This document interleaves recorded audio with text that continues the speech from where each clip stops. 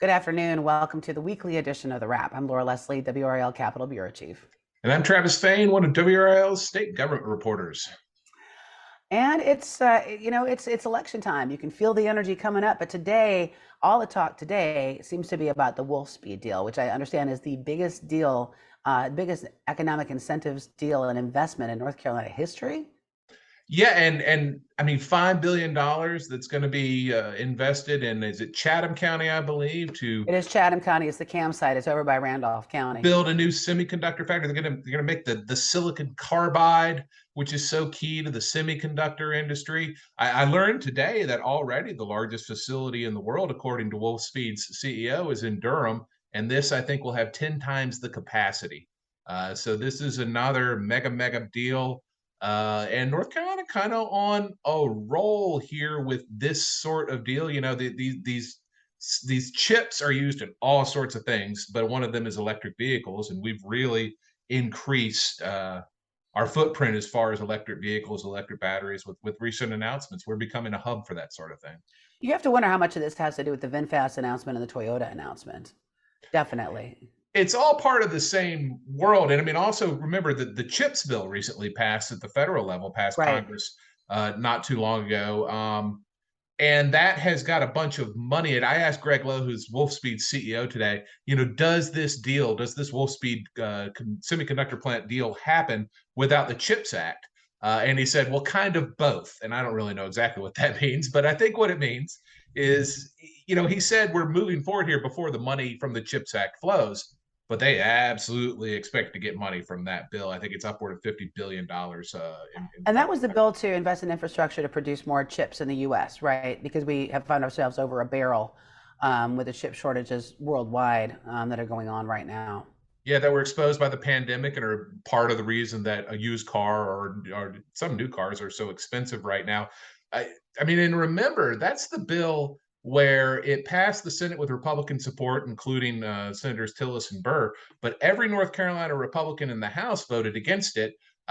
This was the bill that moved forward after, you know, Senator Manchin announced a deal on another bill that kind of Mhm. it surprised Republicans, you know, and they didn't like, and that led to some switching of votes. You know, that's what people speculate. Ted Budd, Congressman Ted Budd, who voted against it, and of course is running for the United States Senate, a Republican. He said that today that he voted against that CHIPS Act because there were some. Basically, he says that Democrats pulled some guardrails out from an original part of the bill that would allow taxpayer money to be invested in shifting manufacturing to facilities in China. He was for the bill back in January earlier this year, and then he says the bill was altered before the final vote. Of course, At again, any you know, rate, at any rate, Ted Budd there's and Tom money. Tillis voted for the bill as is. So Yeah. So we don't know. Do we know when the construction is supposed to start? Because they're talking like 1,800 jobs. it's 1,800 jobs, and it's a ramp up. I don't have the exact dates, but I mean, it's huge. It's huge. And you know, once again, a very bipartisan announcement at the governor's mansion on this today. You know, you had the governor, you had Speaker of the House Tim Moore, who, by the way, called the CHIPS Act absolutely transformational. So he was very complimentary of the CHIPS Act. Speaker of the House Tim Moore was today. Uh, yeah, I mean, it was everybody was all smiles. Well, they won't be in a couple of months because it is now election season, and today is the day that absentee ballots start going out. So I've been working on a story today to try to see, you know, now that the pandemic is largely in the rearview mirror, we'll say, knock on wood, don't jinx it. You know, are people still voting by mail or interested in voting by mail? And the answer is at least on the first day, in terms of the kind of requests that they've had come in, they are still more interested in voting by mail than they were in 2018. So some people who voted by mail during the pandemic decided they want to keep doing it this way. But basically we're looking at 2020 was like 13 times higher. Right. You know, so a lot more people were doing it by mail in 2020. Interesting to wonder what this is going to do in terms of, you know, the polls, lines at the polls. But, you know, Gary Sims with Wake County Board of Elections told me, he says, you know, he feels like everybody he's talking to is excited to vote in person. And that doesn't start until I think October 20th. I could be a day or two off on that, but I think that's right. So, but anyway, right now they're just sending out the absentee by mails. and they're also opening up the portal that the overseas voters use, and the and blind voters can use as well to vote online. So it's officially election time. It seems so early, but yes, here it is. Yeah, And North Carolina, if I remember correctly, earliest in the country to send out absentee ballots, or at least very close to it. I One of think a the lot of that is because of our large military presence, because they have to get a lot of them out anyway, Yeah, to everybody overseas. right, right. The federal government requires that, and one of the things people will be voting on is control of the General Assembly. And yeah, I was at the Wolf Speed announcement today, so I had a chance to ask the governor and ask the speaker, Democrat and Republican respectively. You guys get up here and you make these big economic announcements, and everybody loves each other. Is that not a really strong argument for the power of divided government? As opposed to Democrats controlling the General Assembly and the governor's office, not going to happen, or Republicans getting some sort of supermajority and thus being able to overturn the governor's veto, which is more likely. And the governor said yes. He thinks that, quote, that balance that we have right now is important to economic development. He did stop short, I noticed, though, of praising GOP tax policies, which have something to do with economic development. Obviously, he has fought a lot of the corporate tax breaks over the recent years. So he wouldn't quite bring himself to praise Republicans on that. Speaker of the House Moore said, "Yeah, you can make the argument that divided government is good," but didn't sound like Tim Moore was making that argument. He wants that supermajority. Says they always strive for bipartisanship, particularly in economic development issues. But I think that argument is there, and it's a strong one, that the checks and balances that divided government brings us, in this case between the two parties, have something to do with the recent rounds of economic success in this state.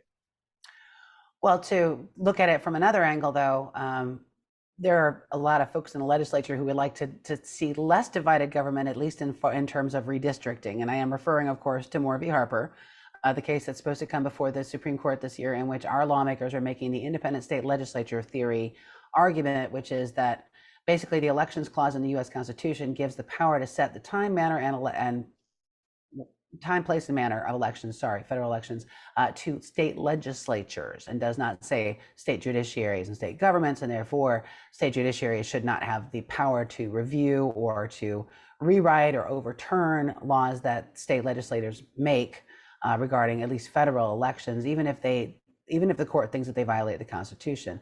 Now, this got some attention this week when the Conference of Chief Justices actually weighed in on this. This is a group of all 50 bipartisan, chief justices from all the states. And they don't weigh in on a lot of things. I think that they filed maybe 7 or 8 briefs in the last 20 years, but they did file on this one. They said basically that this would strip a lot of the power of state courts, and they think it would also upset the balance of government. And so they're strongly opposed to lawmakers' arguments in that case. Of course, that's like one of like 18 or 19 or 20 amicus briefs that are out there. And a lot of those briefs are in favor of the arguments. They're coming from groups like the America First folks, that's the former President Trump supporters. A lot of the right-wing conservative think tanks are also weighing in on this. So right now, I would say in terms of the running balance, you get a lot more briefs in favor of the arguments than against it. But that was an interesting entree into that case. I still don't know if there's been a date set. I can't find one. I don't know. I think there is some thought that arguments will be held in that case before the end of the year, but I don't know exactly when. The Supreme Court is, its own entity, that is for sure. Speaking of redistricting, we noticed, and look, we could do entire raps about who's spending money where in what races, but I did want to note that the NDRC, which is former Attorney General Eric Holder's group, that is it the National Democratic Redistricting Committee? Something like that. That would make sense. They push for redistricting reform that will help Democrats. That will help Democrats, yeah. They're jumping into a bunch of North Carolina races. I saw a number of state legislative candidates, obviously Democrats, on that list. The money's starting to flow. Yeah. And starting big time, because we also heard today that Emily's List is investing $2.7 million right now in an ad running statewide for Beasley, and this is an ad that touts her support for abortion access. I think, at least if I read that correctly.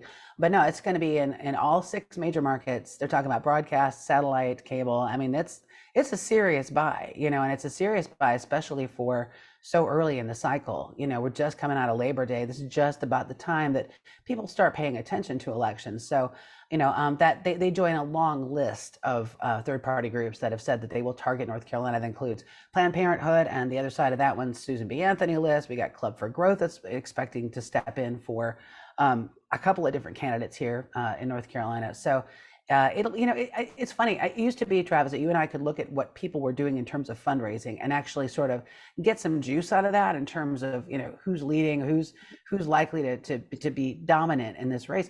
But outside money has just like so completely dwarfed what candidates make anymore that it's really difficult to know, exactly how much pull somebody's going to have when it comes down to election day and those weeks right before it. Especially like we're hearing, I think this week or last week that I think it's RSCC is having some trouble, or RSLC having some trouble raising money because of some disagreement between, I think, Peter Thiel and Mitch McConnell. So there's other groups that are kind of coming in to fill in some of the gaps that they may be facing, and as they come into this fall. So we have a lot of promises. We'll have to see who actually materializes in the state, who actually buys the ads. But I was pretty surprised to see that big Emily's List by today. Yeah, and I mean, you and I were talking before we hit record here. We both think abortion #1 issue in these elections, hands down. And at least among women voters, and women make up 54% of the electorate. So right, yeah, right, nope. Yeah, it's interesting. There's a lot of talk, and we've covered this too.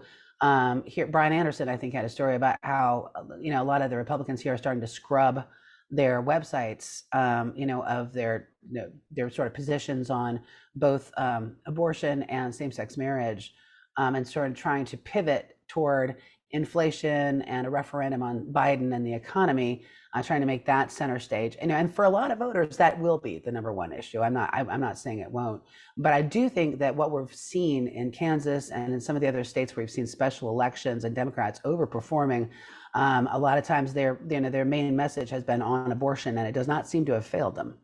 Yeah.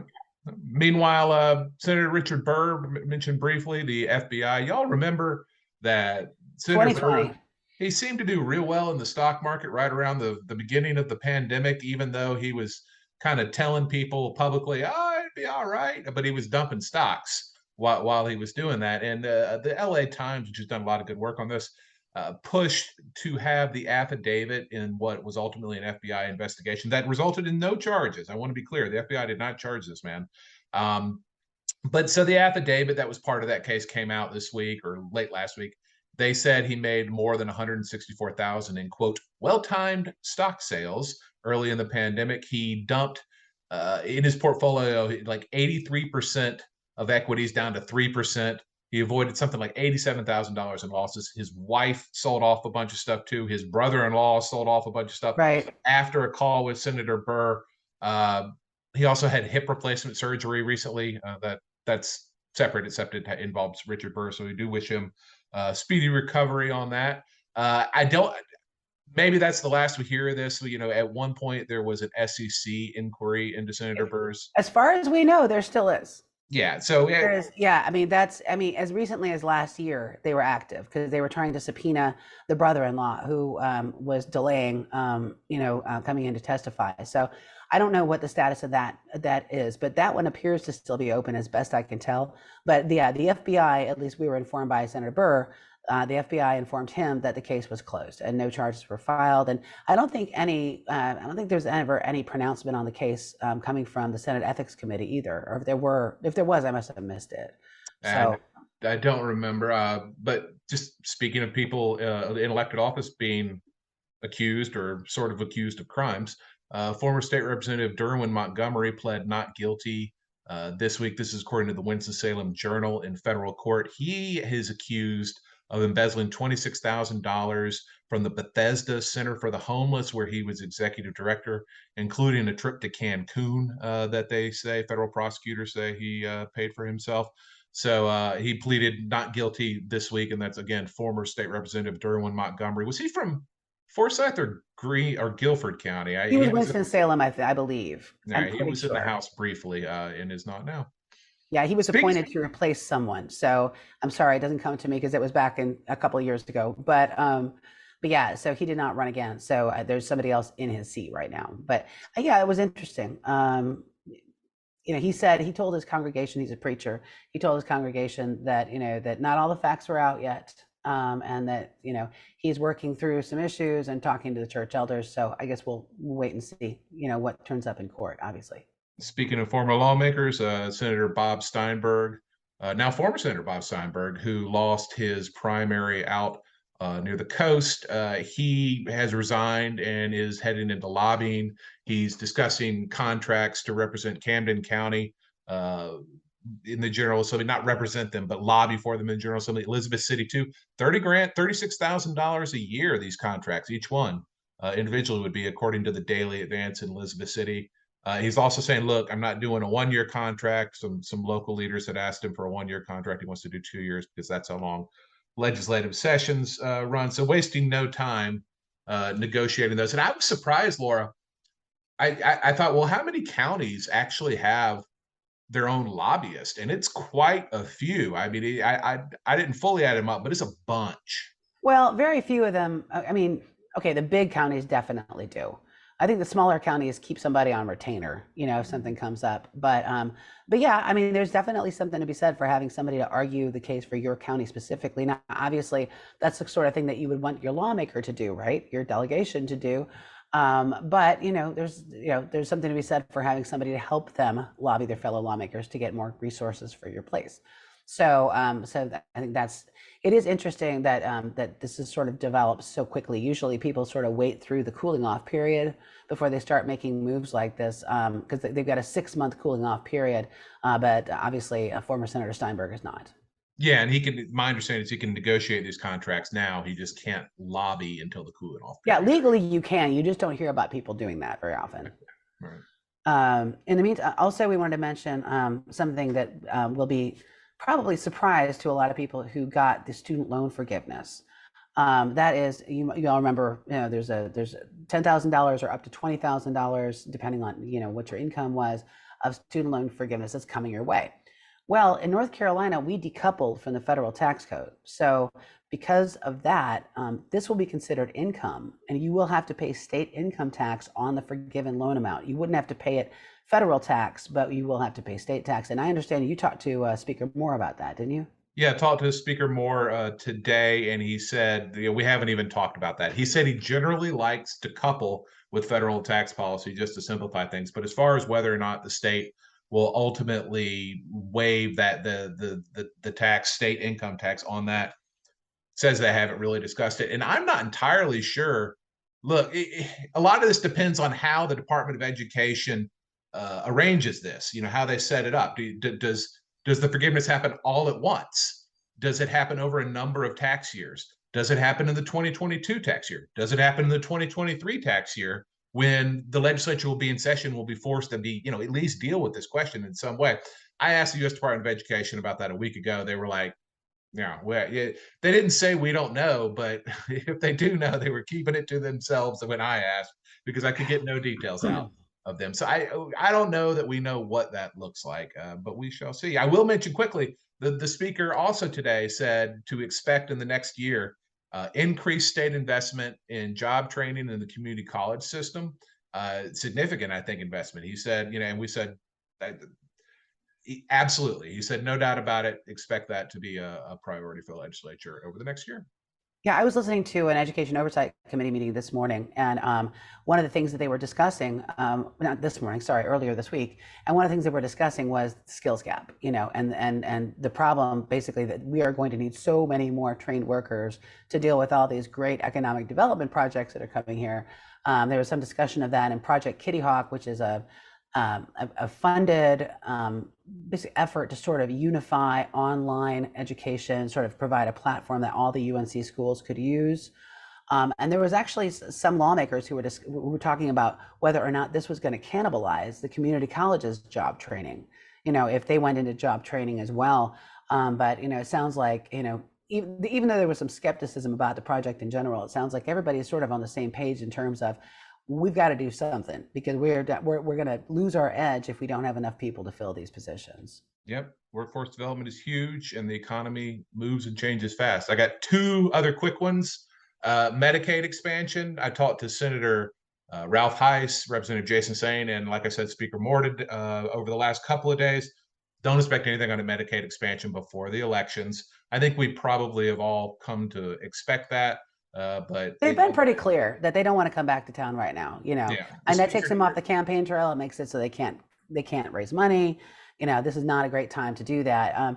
We did find a letter. We got a letter from Secretary Cody Kinsley to lawmakers and hospital executives, sort of implying, if you read it the right way, that the state could be losing hundreds of millions of dollars in signing bonus. So I wrote about that this week. You can find it on WRAL.com on the NC Capitol.